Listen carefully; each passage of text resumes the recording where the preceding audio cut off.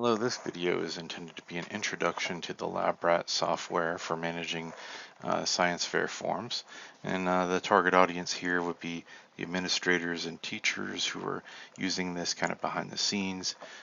Students don't need too much coaching other than kind of showing them how to get started. Most of their instructions are on the screen.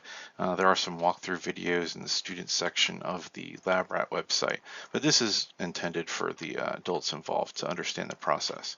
So I want to start off before doing some demonstrations by taking a look at the overall workflow of this software so you can get a sense of what is handled by the software, and you have a sense of a little bit of kind of the roadmap of where we're going. And so it is important to realize that the LabRat software does handle pretty much everything the uh, within the software itself. Like, there's no need to be manually manipulating forms, or for the most part you don't need to upload forms or do anything like that. It's all handled within the software, and that's the best case scenario, is to keep it there so that you have the advantage of being able to easily access these the forms and not have students losing them, or misplacing maybe a approval page or something like that. And everything you're able to immediately access. You're able to evaluate whether it's properly filled out. You're able to give feedback within the software. So it has some advantages there. So let's just go through this process, talk it through, and then we'll look at some demonstrations. All right, so the first thing that has to happen is that the school administrators activate the fair. In fact, the very first thing is the regional administrator activates the region, and then any school districts and then school level fairs activate. And once that school level fair is activated, then your teacher logins get emailed out to the teachers. So teachers don't have access until the school admin has activated the fair, which involves also setting up the SRC and IRB groups. So there's a little bit that needs to be done, but after that, then everyone's ready to roll. Students, when they register for their accounts, need to have parent email addresses. They need to have a parent email address when they create the account. So in some cases, that's something that you can count on, like older students that can maybe already have that information, or you can tell them to have it.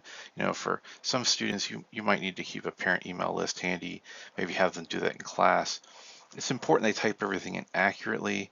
There is a kind of fail-safe, like checks along the way about whether the email addresses are correct, but ultimately, you want to make sure that they try to do it correctly the first time. It will catch mistakes, but that can get frustrating, and you know how students will make little mistakes and they have to keep restarting. Then, it's best to try to give them a little help along the way. So the teachers get their logins and students create their accounts. And I'll show you student account creation. It's pretty straightforward. They will select their division and school and teacher from a list, of available, places. So you don't have to give them any information. There's no like class code or anything like that. They just need to find you in the software. So during the next window of time, while the student's working on setting up their forms, anywhere during that window, the parent can complete their approval online. So Form 1B, that's the parent approval and student, signature page. The parents need to sign that. They can do so digitally. That is the preferred way. However, we do recognize that sometimes parent might not have an email address. They might not have reliable internet. And also, they might just have difficulty using the software, right? We don't want to have, barriers where you keep trying to get them to do something and it's not happening, and there's difficulties with the technology or something. They're having a hard time using it. Then we do have the ability for you to have a Form 1B that they can, like a physical Form 1B, they can sign, and then you can scan and input that into the software. And that will allow for you to cover those situations where technology or internet access can be a barrier for the parents. So they can complete that at any point prior to the teacher check-in, the teacher approval rather. So the earlier the better, so long as they've had a chance to talk to the student and review their project. And also, I'll show you in a little bit, there's some additional information that comes with that approval. It's not just the approval of the project. You can also build in your own, this is freely editable by the fair administrator. You can put in your own media release, or maybe like notifications or whatever that you need the parents to agree to, and that signature, that one signature, could cover it all in theory. So while that's going on, the student is completing each of the first few steps in their process. So everything in green is student stuff. Things in orange are like people outside of the school and the project itself, so like parents and like external signatures. And then things that are gray are teacher specific. So you can see in this green section, the student is doing their account info and signature. That's like that initial login when you do your signature and edit your password and that kind of thing. Um, there's the basic project info section. That's where they will put in their title, their category, like locations and like start date, things like that. Like kind of the sort of foundational pieces, but not getting into the project details itself. I will note that when it comes to title and category, there is a quote unquote freeze date that the fair administrator can set. Like maybe 2 weeks before the fair, I don't want anyone to change their title or category anymore because I'm building the fair. And I want to make sure the program's accurate and all that kind of thing. So you can set the freeze date. It will indicate that on the student screen. So they will see, oh, you've got until January 10th in order to make edits, and afterwards it will lock that down. So it's important that students can go back and make some edits, but they should be pretty confident and settled fairly early, hopefully, on that. And then you go on to the forms questionnaire. That asks the students a series of questions in which they indicate some things about their project that helps select what forms they need. Now that process, if properly completed, will get you the right forms the vast majority of the time. Now the problem is the student is completing it, and so there's various reasons why it might not be fully accurate. Like, for instance, the student's not completely sure what they're going to do. They add some ideas later, and that changes what forms they should have had. Or maybe they have a misconception about whether a form is needed or not for a particular thing. When they're reading the questionnaire, they are mistaken in reading it and they misunderstand something. It is fairly clear. I'll show you in a moment. However, nothing is so clear that it can't be misunderstood or misread. So that's why we recommend somewhere in this process between the questionnaire and forms completion, or at least before forms are fully completed by the student, that you check in and look at the forms that they have picked and make sure that they seem appropriate. If they're selecting things that they don't need, or if they're leaving off things that they do, you have the ability to go in there and add those forms. Okay, so then they are presented with boxes for information that specifically are related to the forms they need to complete. So they're not given forms to complete, they're given, a page of questions and another page of questions, maybe for another form. And they're specific to what they need. So there's no blank spots they should be leaving. It makes it more straightforward for the students. Some of this demystifies the process for someone who's never done it before in a way that allows students to be more independent, save the teacher time. That does not mean that they are going to be completely independent. They still need that teacher supervision. So it's much less than when you had to do everything from scratch, but it is not total autopilot. No student is able to always know whether they need supervision, whether this project's safe. They need that input. So please make sure that you're still staying in tune. You're still the teacher. You're still the sponsor for the project. So you got to make sure that you're keeping an eye on things. But they are completing those forms boxes. And at this point, we have like a transition, and that's like represented by this big, arrow. We started off with the student setting everything up and filling in their information. And in the second half, we're mostly evaluating and approving, okay? So after this forms completion step, it advances on to what we call the external signatures review. That would be for qualified scientists or direct supervisors or veterinarians in the rare cases with vertebrate animals. And so uh, that would be the next step. Now the student, if they need a qualified scientist or ex-supervisor or whatever else, they're the ones that invite and create that account. Okay, so that account comes from the student. They go in and they say, yeah, I need a qualified scientist. Like the software prompts them, you need a qualified scientist. They put in the name and email address. It sends an invitation with login information and creates the account for that person. And if they need a qualified scientist and a direct supervisor, it provides boxes for both of those, and they're able to move on. So what they do is they complete that. It sends the email to the qualified scientist or whoever the external approver is, and they will be able to view those forms, and they'll be able to digitally sign right there without, special training. It's fairly straightforward once you have a sense of how it works. So I have training videos that the SRC and IRB folks, the qualified scientists, the direct supervisors receive when their accounts are created. So they have access to some support there. So that may not be necessary, and if it's not, then the student, when they click in that section, they will just see a button that says you don't need to complete this part. Click here to move on, which I guess brings up a point that I should make. Students cannot advance past the step that they're on until it's completed. So if I have a page of questions and I don't answer all the questions and I click save and continue, I will stay on that page because the page is not finished.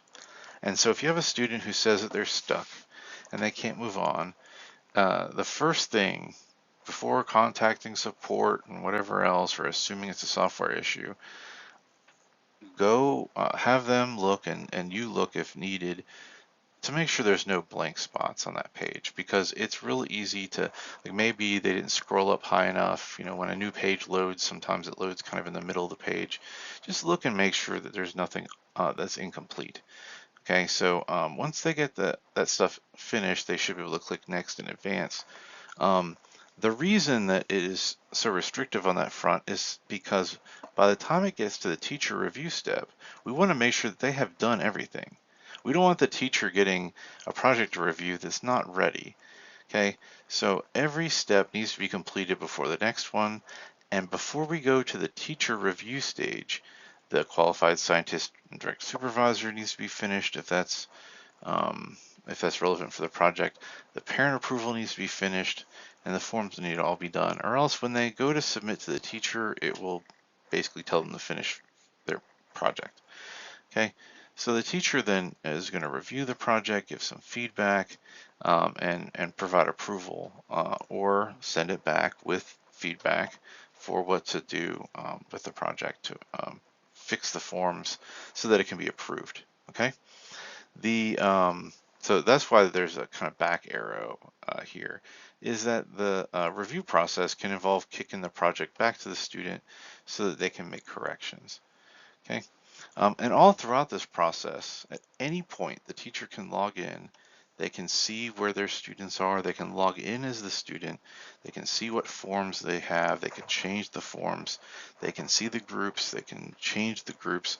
All that stuff is within the teacher's ability to manipulate throughout the year, okay, or throughout the whole process. Once we've moved past the teacher review stage, we go on potentially to SRC or IRB approval. So these would be projects that need special approvals beyond the teacher approval. So those are things like potentially hazardous biological materials, for instance, or something that is maybe using human subjects. These kind of less common and potentially more risky projects go through a different level of review. So the SRC and IRB folks, they can also remotely access the project forms and do the approval right there online through that system.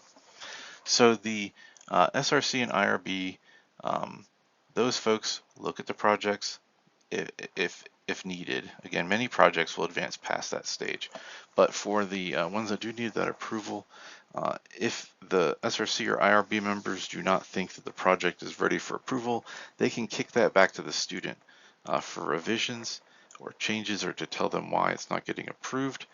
And if that's the case, there will be feedback coming with that. It will not just be, sorry, this does not work. They're required by the software to input feedback, and that feedback is emailed to the student and the teacher. So both of you have that information so you can help guide the student towards fixing what they need to. Okay, if they're able to advance through that step, either because they didn't need it or because they get the approvals from the SRC or IRB, they go on a project wrap up, and wrapping up the project would include the end date of the project being put in there for the forms. That would involve the project summary, which would correct anything in the procedure that was incorrect in the initial um, review. And then that would advance onto the abstract. The abstract rules with ICEF is 250 words. Um, so the software will cut them off at 250. If they go over that, it takes away the save button and they have to fix it. Um, that's something that maybe your fair is not super hot on, whether or not, like, they don't care that much about those kind of things this early in the season, their first fair or something like that. If that presents a problem for you, then you can reach out. But it's the it's the guidelines that students are supposed to follow, and the software is designed to try to help students follow the guidelines. So that's why it does that. After they complete the abstract, then they're presented with an option to indicate that they plan on enrolling in the fair. So they can, indicate that they plan to participate. And then that's the process. So that's kind of from start to finish. Now there's a lot of nuance in those kind of corners of what we've talked about. So I want you to feel free to reach out to, potentially folks in your department who have, are gaining some experience with this, but also to contact us and email the support email address to be able to get some input on, if you're not sure, does the software do this? Does it make sure that this mistake doesn't happen? We can give that kind of information. So at this point, I want to shift gears away from talking about the big picture process, and I want to show you some demonstrations.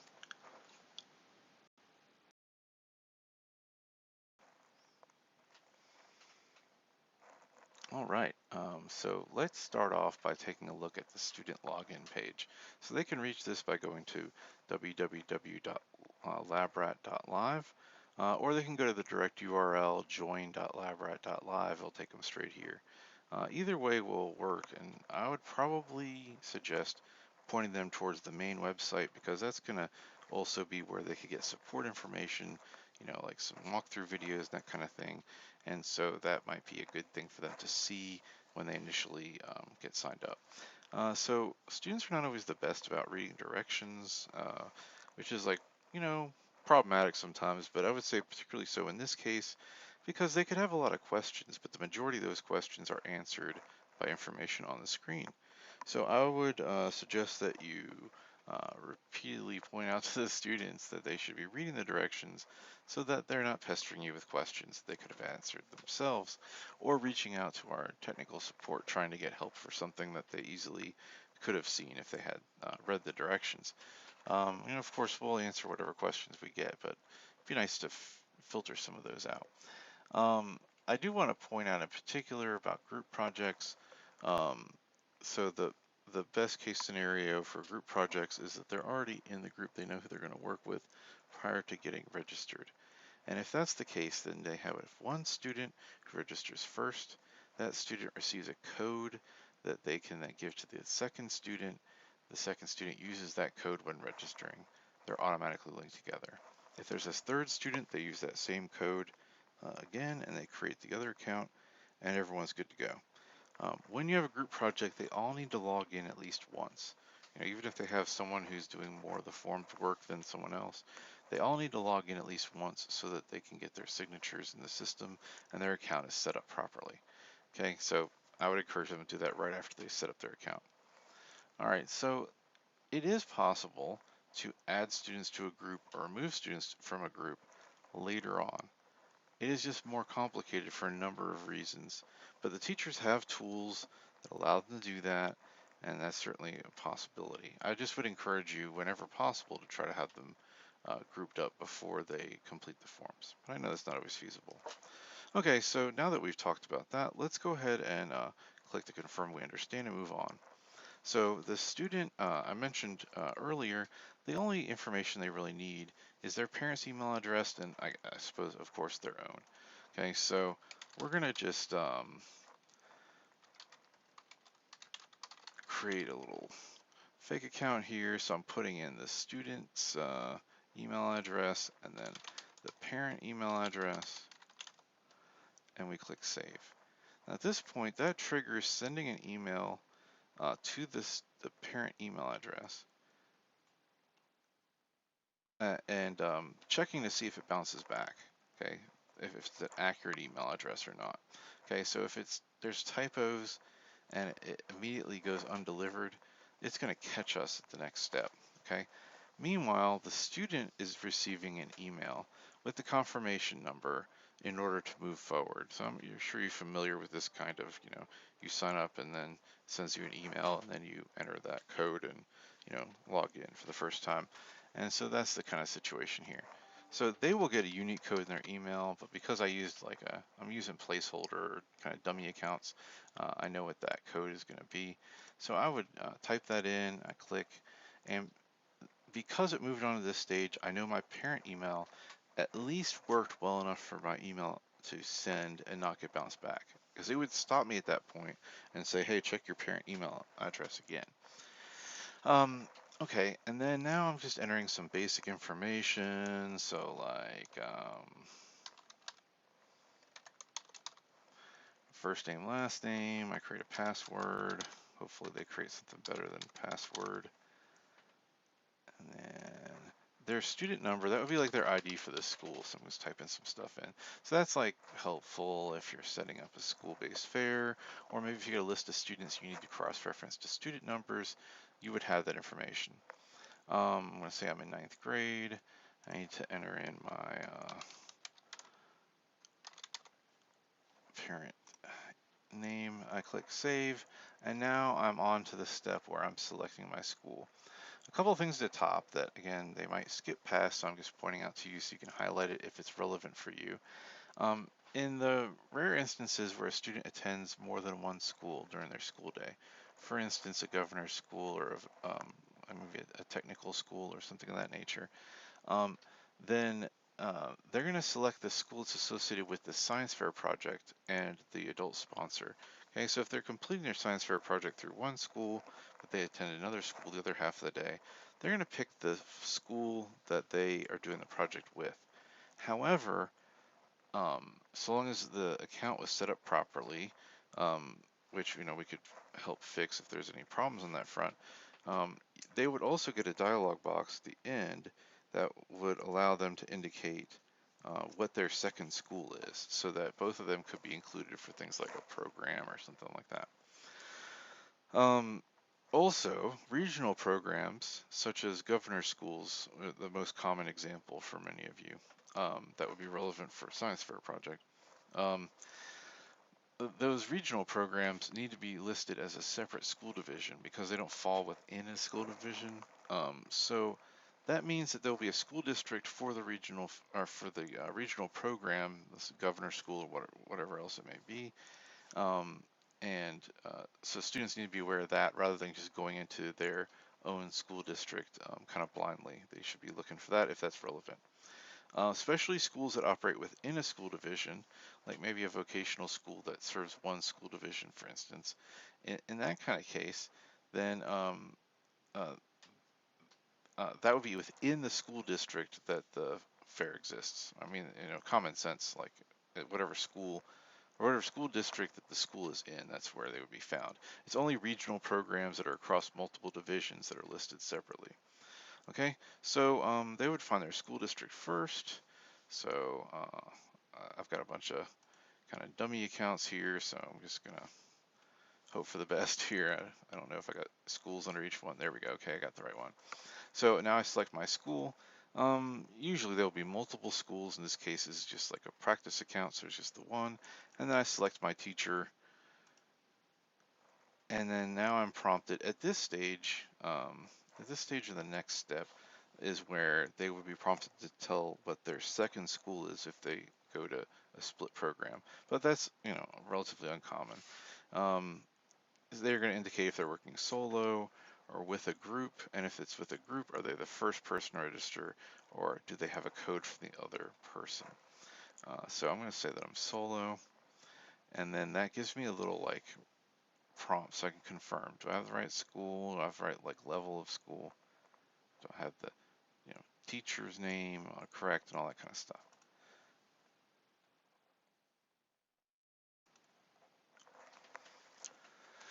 And now my account setup is complete. They can now click on this link and they can log in for the first time. And so let's go ahead and just show you. We'll roll right into that and show you what that'll look like.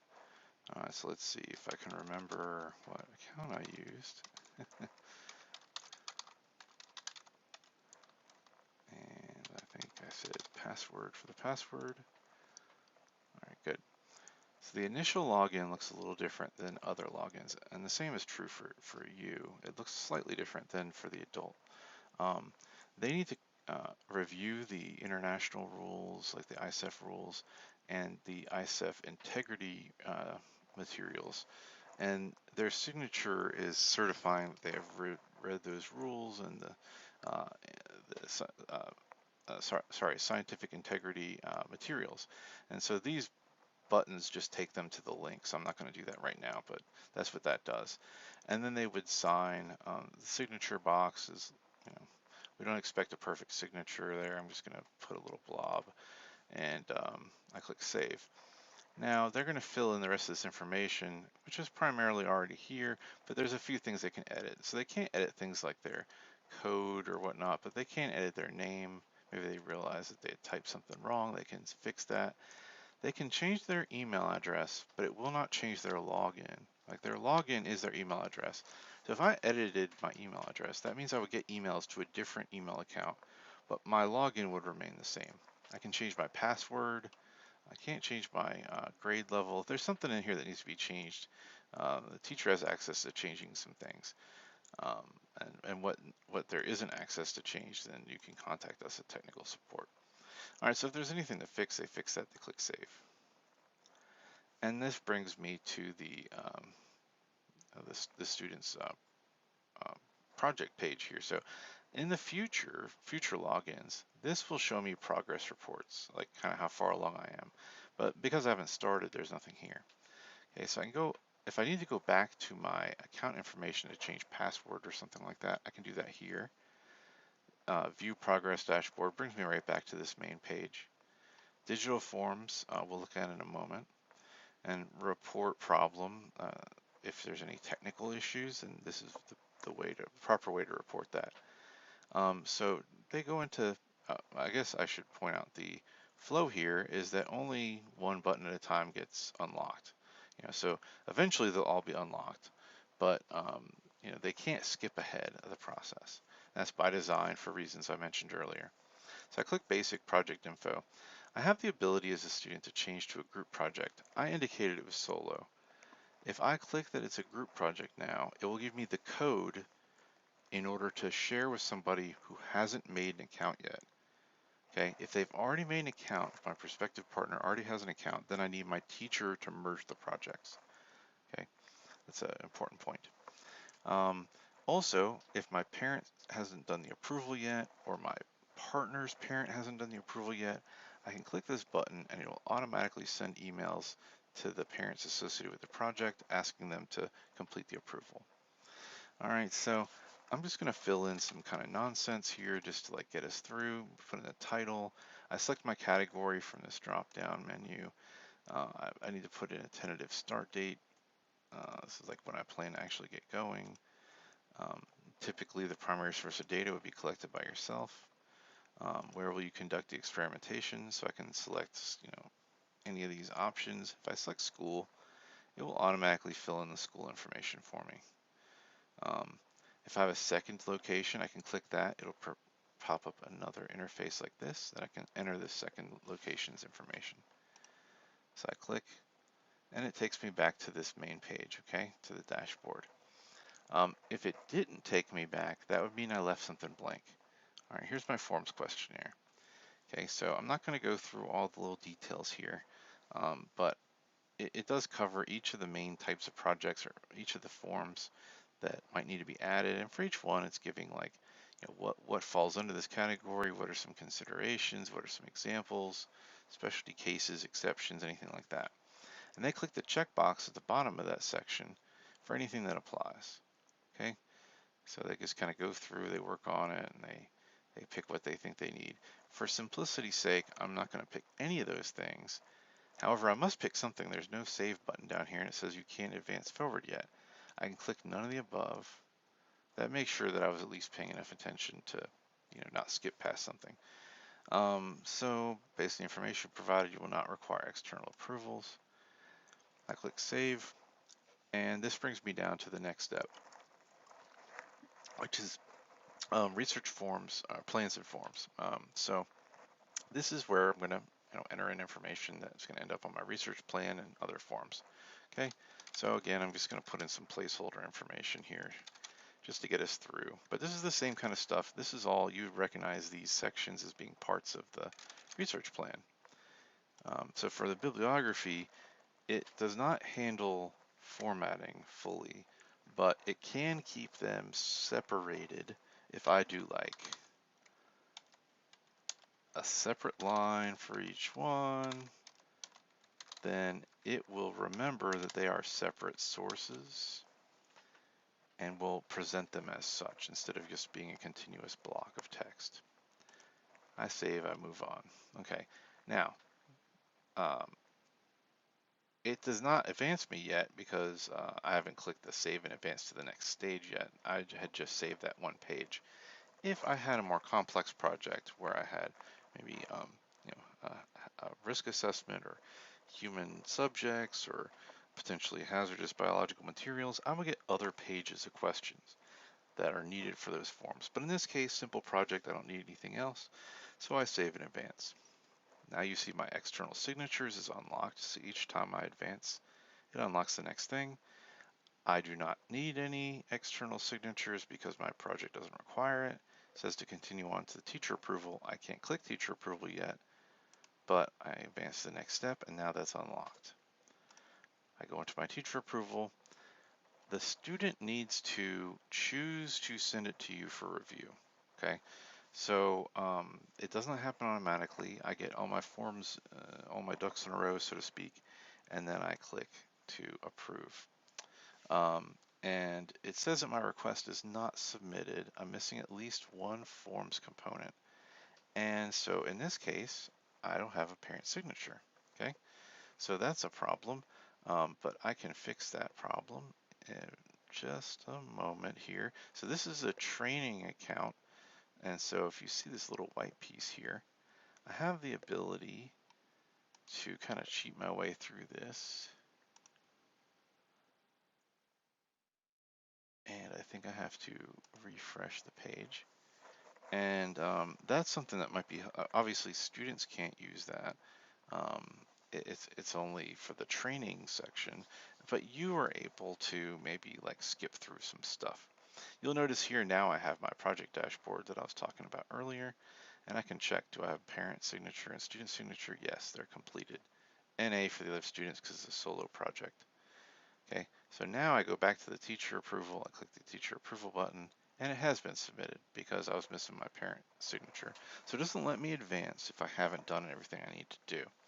At this point, the teacher has received an email asking them to come and review this project. Okay, I skipped past the external signatures portion.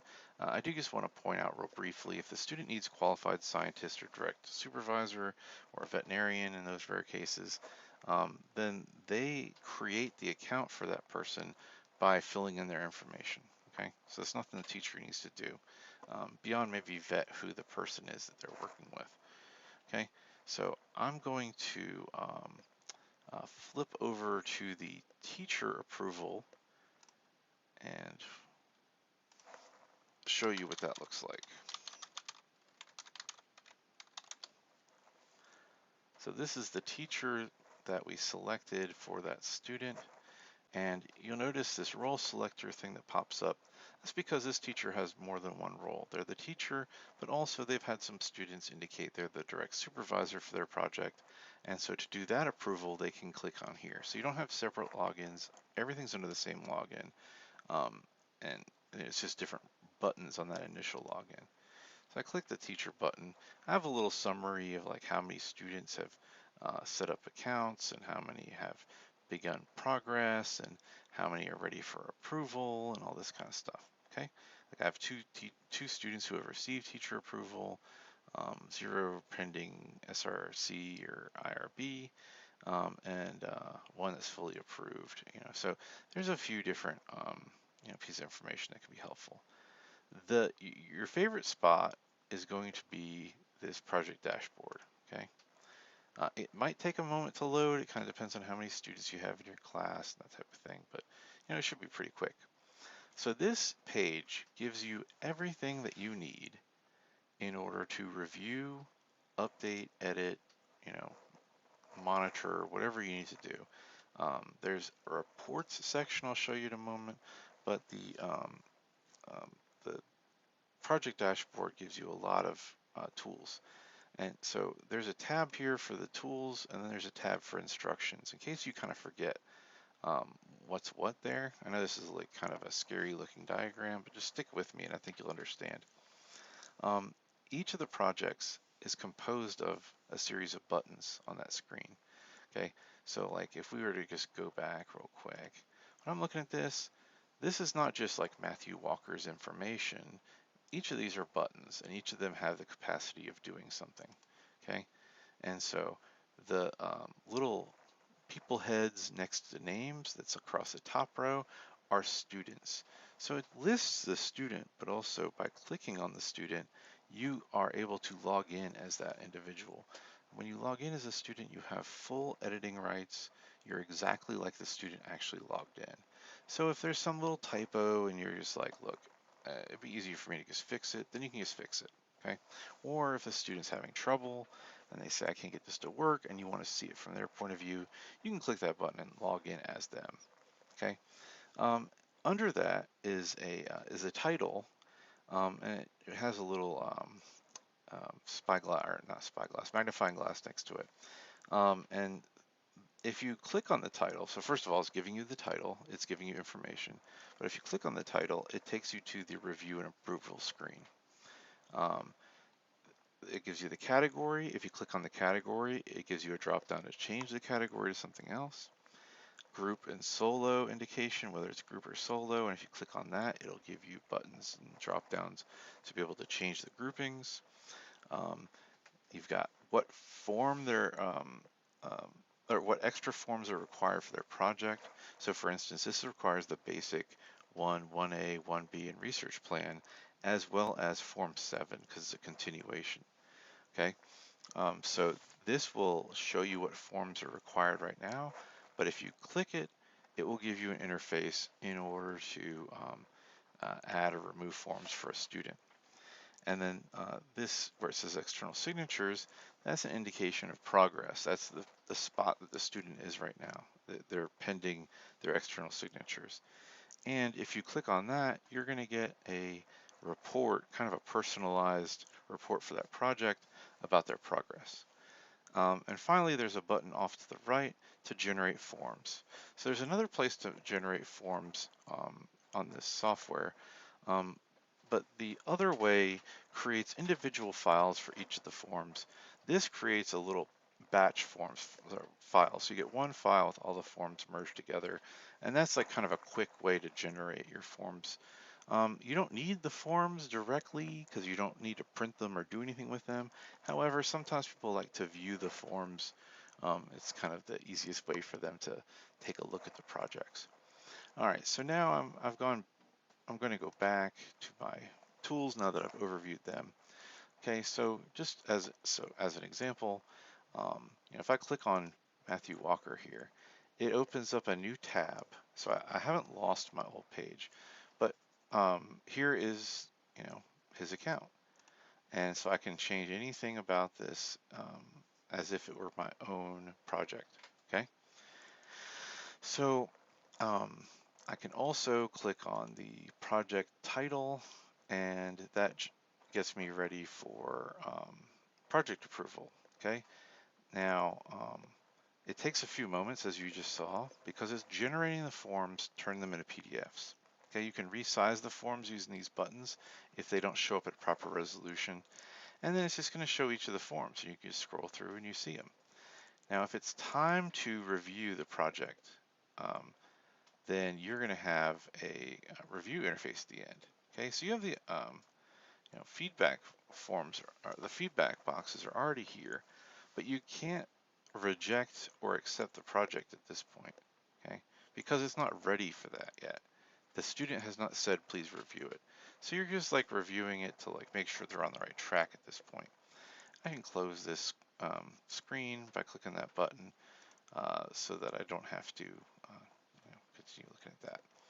All right, so then what else do I have? I said that you can change the category. So I click the category. Notice that now he's the only student that's being shown. Everyone else has disappeared. That's so I can remember who I'm working on. Okay, so you notice I had this thing pop up here, category change. I click that, it's a drop down. Whatever one of these that I pick, that's the new category for the student. The solo group thing that I mentioned earlier, I click that. It's a little more complicated interface than some of the other things because basically storing that information can be complicated. But what we can do is we go down here, we look at our options. It summarizes kind of for group projects and that type of thing. If I'm going to merge two existing solo projects together to a group, that's the only option I have because it's a solo partner, so or a solo project. I can't remove a partner, but if it was a larger group, I could. I'd have that option. So as a teacher, if I want to add someone to that project, I just click them, and then that will make them part of the project. Okay, so I'm going to close the teacher tools there, and then I'm going to say, let's see, we have not yet talked about the forms. So I click on, the list of forms, and that should give me an interface for adding. All right. Okay, this is one of the joys of working with dummy accounts here, is that there's something wrong with the data that is not showing for that project, the forms editing. I'll have a separate demo for the teachers showing how that works. So, I mean, it certainly works, but I'm using like fake student accounts, and some of the data files don't have all the information they need. I just kind of threw this together for visual. So basically you click that and it gives you the option to add forms or remove forms. And then I have my this where it says external signatures, that's what step that they're at, and I mentioned that if you click on that, you get a progress report showing where the student is, like what signatures they have, what they're missing, that kind of thing. And I mentioned about the button to click to generate forms. That may also give me a little bit of trouble because these projects are not formal, but yeah, it looks like that one did work. So it just pops this up. I have this little thing, I click it, it's a PDF showing all the forms, okay? And so that is going to be the majority of what you're going to use is going to be in there. And so the way that I would know if a project's ready for approval, I'm just scrolling through this, it's kind of mind-numbing to see all these projects. I get to the bottom, it's only 25 of them. I click next, I see the next 25, okay? However, if I want to find a particular project, I can just type. I don't even need to type the full name. I can just type partial name and click search projects, and it will narrow down based on that search. So I got this because of David, and this because of Davis because of the fact that I typed DAVI. Okay, so that will show just those projects that meet that criteria.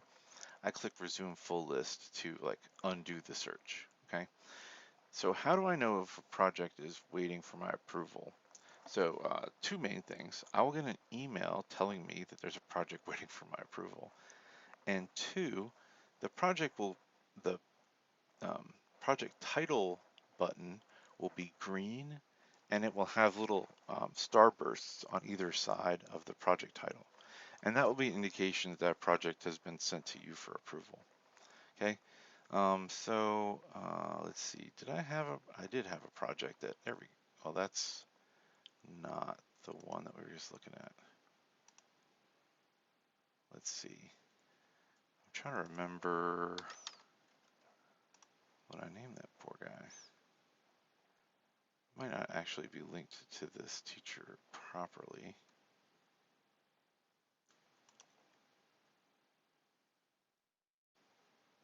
Oh, there it is. Okay. So you can see what I was talking about. It's green. It's got the little starburst patterns. I click on it, and just like we saw a moment ago, it's generating forms. It's going to take a moment. Once it has that, it pops up. Great. So now I'm able to see these forms. Like, okay, it looks good, looks good, looks good. Sometimes your research plans can be more than one page, so I've got this like left and right button I can push. Um, if I am not going to approve the project because they need to do revisions, then I can place feedback in these boxes. So each form has a box for feedback, okay? So I'm able to like give that feedback along the way, and I also have a general box, okay? So if I plan to send the project back for revision, I have to give feedback so that they know what to do. So if I have not given feedback, only the approve button is active, right? But if I say we need to, so I start putting some instructions, now all I have is the reject button and I can't approve, okay? So I'd save it like this and then I'd send it back. The student gets an email, and when they log in, it gives a list of each form the feedback you gave. Okay, so it helps give them a little guidance. So let's say now they've fixed the problems. I'm going to delete out that feedback.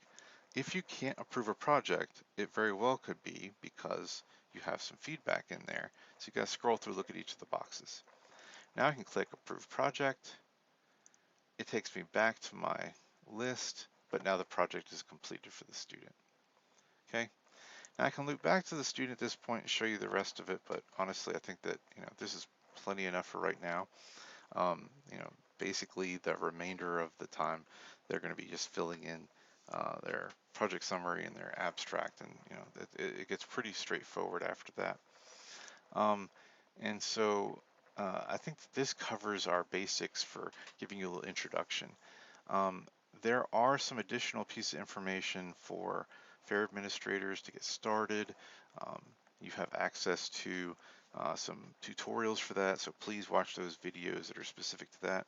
Teachers, you will have specific skills videos for particular things that need to be done, like adding students to a group, removing students, or adding forms, removing forms, that kind of thing.